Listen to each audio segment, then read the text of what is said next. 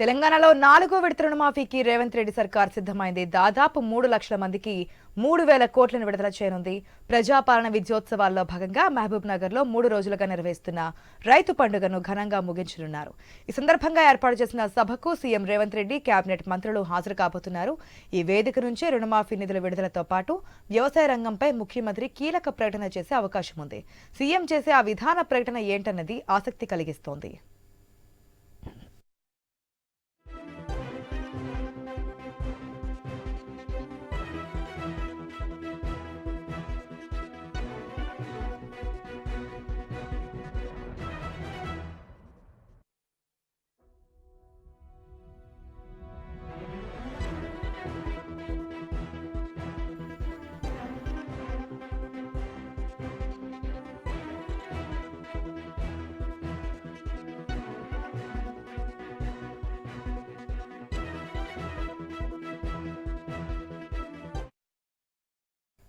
మూడు రోజులుగా పాలమూరులో జరుగుతున్న రైతు పండుగలో వ్యవసాయం, ఉద్యానం, పశువైద్య, మత్స్య, పాడి రంగాలకు చెందిన స్టాళ్లను ఏర్పాటు చేసి రైతులకు అవగాహన కల్పిస్తున్నారు.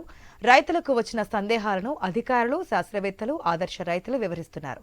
సాగు పద్ధతులపై డాక్యుమెంటరీలు ప్రదర్శిస్తున్నారు. ఈ స్టాళ్లను సీఎం రేవంత్ రెడ్డి సందర్శించబోతున్నారు. ముగింపు సందర్భంగా ఏర్పాటు చేసే సభకు అన్ని జిల్లాల నుంచి దాదాపు 1,00,000 మంది రైతులను సమీకరించాలన్నది ప్రభుత్వ లక్ష్యంగా కనిపిస్తోంది.